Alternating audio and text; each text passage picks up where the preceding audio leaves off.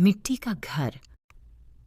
गांव के बाहर, जहां कच्ची पगडंडी खेतों को काटती हुई आगे निकल जाती थी, वहीं एक छोटा सा मिट्टी का घर था। घर की दीवारें कच्ची थीं, लेकिन उन पर गोबर, मिट्टी का लेप ऐसा चमकता कि धूप में हल्की सुनहरी परत दिखती।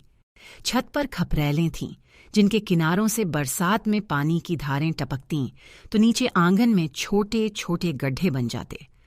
दरवाजे के पास तुलसी का गमला था और आंगन के कोने में चूल्हे की जगह, जहां हर सुबह धुएं की पतली लकीर उठती और पूरे घर में सौंधी खुशबू फैल जाती। ये घर रामलाल ने अपने हाथों से बनाया था। ईंट पत्थर खरीदने की हैसियत नहीं थी, इसलिए उसने मिट्टी को ही अपना सहारा बनाया। खेत की गीली मिट्टी, भूसे की मुट्ठियां, गोबर का लेप, सब मिलाकर उसने दीवारें खड़ी कीं। काम के बाद रात को थककर भी वह कभी दीवारों पर हाथ फेरता, जैसे कोई अपने बच्चे का माथा सहलाता हो। उसकी पत्नी गौरी अक्सर हंसकर कहती, तुम्हारा ये घर नहीं, तुम्हारा जिद्दी सपना है। रामलाल भी मुस्कुरा देता, क्योंकि सच यही था। इस घर में उसकी मेहनत की गंध थी और उसकी इज्जत की जड़ें। घर में गौरी के साथ उनके 2 बच्चे रहते थे, बिट्टू और मीना। बिट्टू स्कूल जाता था और मीना अभी छोटी थी, मगर उसकी हंसी पूरे घर को भर देती। शाम को बच्चे दीवार पर उंगलियों से आकृतियां बनाते, कभी सूरज, कभी पतंग, कभी कोई घोड़ा। गौरी उन्हें डांटती, दीवार खराब करोगे, पर रामलाल चुपचाप देखता और मन ही मन खुश होता। ये निशान उसे याद दिलाते थे कि घर जिंदा है। बरसात का मौसम आया तो गांव की हवा बदल गई। पहल बादल आए तो सबको अच्छा लगा। खेतों को पानी चाहिए था, तालाब भरने थे और गर्मी की तपन टूटनी थी। लेकिन इस बार बारिश 1-2 दिन नहीं रुकी। तीसरे दिन नाली उफनने लगी, 5वें दिन पगडंडी की मिट्टी दलदल बन गई और 7वें दिन जब रात को तेज हवा चली तो रामलाल के घर की दीवारें जैसे ठंडी होकर कांपने लगीं। गौरी चिंता में थी। बच्चों को देखकर उसका दिल घबराता। छत से पानी की बूंदें टपकतीं तो मीना डरकर मां से चिपक जाती। रामलाल दिन भर मजदूरी करता और शाम को लौटकर घर बचाने की कोशिश में लग जाता। उसने बाहर छोटी सी नाली खोदी ताकि पानी दीवार से दूर बह जाए। दीवारों पर फिर से गोबर, मिट्टी का लेप चढ़ाया और खपरेलों के ऊपर तिरपाल बांध दिया। एक एक चीज को वह ऐसे संभाल रहा था जैसे घर नहीं, कोई कश्ती हो जो तूफान में डूबने से बच रही हो। एक रात बारिश इतनी तेज हुई कि बाहर कुछ भी साफ दिखाई नहीं दे रहा था। हवा के झोंके खपरेलों को हिला रहे थे।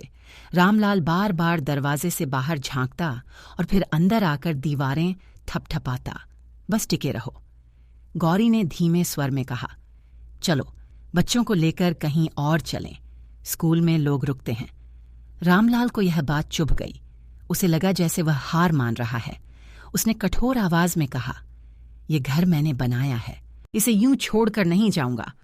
उसी रात जब सब कुछ एक पल के लिए शांत हुआ, अचानक खर्र की आवाज आई, डिब्बे जैसी गूंज, और फिर दीवार का एक हिस्सा धीरे धीरे ढह गया। मिट्टी का ढेर फर्श पर गिरा, ठंडी हवा अंदर घुस आई। गौरी चीख पड़ी, बच्चे डर से रोने लगे। रामलाल कुछ सेकंड तक वहीं जड़ हो गया। उसकी आंखों के सामने उसकी मेहनत, उसके सपने, उसकी जिद सब मिट्टी में मिलते दिखे। फिर उसे होश आया। उसने बिना समय गंवाए बिट्टू को उठाया, मीना को गौरी की गोद में दिया और जल्दी जल्दी जरूरी चीजें समेटी। एक चादर, बच्चों की कॉपियां, थोड़ी सी दाल, आटा और गौरी का सिंदूरदान। वे दौड़ते हुए स्कूल की तरफ निकले। रास्ते में पानी घुटनों तक था। कीचड़ में पैर ढंस रहे थे, लेकिन रामलाल के कदम नहीं रुके। स्कूल में पहले से कई परिवार जमा थे। कोई अपनी चारपाई लाया था, कोई कंबल, कोई बस खाली हाथ। वहां एक छोटा सा कोना उन्हें भी मिल गया। गौरी ने बच्चों को चादर में लपेटा और रामलाल देर तक बस बाहर की बारिश को देखता रहा। उसकी आंखों में गुस्सा नहीं था, दुख भी नहीं, बस एक खालीपन था, जैसे भीतर कुछ टूट कर गिर गया हो। सुबह बारिश थोड़ी थमी, बादल हल्के हुए और यार्ड की तरह गांव भी धीमे धीमे जागने लगा। रामलाल स्कूल से निकलकर अपने घर की तरफ गया। घर आधा खड़ा था, आधा गिर चुका था। तुलसी का गमला मिट्टी में लुढ़क गया था और दीवार पर बच्चों की उंगलियों के बने चित्र टूटे हिस्से के साथ गायब हो गए थे। रामलाल ने ढही हुई दीवार की मिट्टी को हाथ में उठाया। मिट्टी गीली थी, ठंडी थी और उसी में उसकी मेहनत की गर्मी भी छुपी थी। उसने पहली बार खुद से धीरे से कहा, घर मिट्टी का था इसलिए गिर गया, लेकिन घर तो हम थे। उसे समझ आया कि दीवारें बचाना जरूरी है, पर जान और साथ बचाना उससे भी ज्यादा जरूरी। वह स्कूल की तरफ लौटा। गौरी ने उसकी तरफ देखा, जैसे डर रही हो कि वह फिर जिद करेगा, लेकिन रामलाल ने शांत स्वर में कहा, हम फिर बनाएंगे, मगर इस बार थोड़ा थोड़ा करके। पहले नींव मजबूत करेंगे और जब तक घर तैयार नहीं होगा तब तक हम यहां रह लेंगे। बिट्टू ने आंखें पोंछकर पूछा, पापा हमारा घर फिर वैसा ही होगा? रामलाल ने मुस्कुराकर उसके सिर पर हाथ रखा, वैसा नहीं बेटा, उससे भी अच्छा, पर एक बात वहीं रहेगी, तुलसी वहीं लगेगी और दीवार पर तुम फिर से अपनी तस्वीरें बनाओगे। गौरी ने पहली बार उस दिन हल्की सी राहत की सांस ली।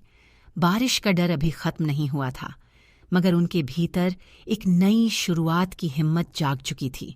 मिट्टी का घर टूट गया था, पर मिट्टी ही तो फिर से घर बनाती है, और रामलाल के हाथों में वही मिट्टी थी जिसमें हार नहीं, एक नई उम्मीद गूंथ रही थी। मैं उम्मीद करती हूँ कि आपको मेरी यह कहानी पसंद आई होगी। अगर पसंद आई है तो प्लीज़ मेरे चैनल को सब्सक्राइब कीजिए, वीडियो को लाइक कीजिए और शेयर कीजिए। तो चलिए फिर मिलते हैं अगली वीडियो के साथ। धन्यवाद।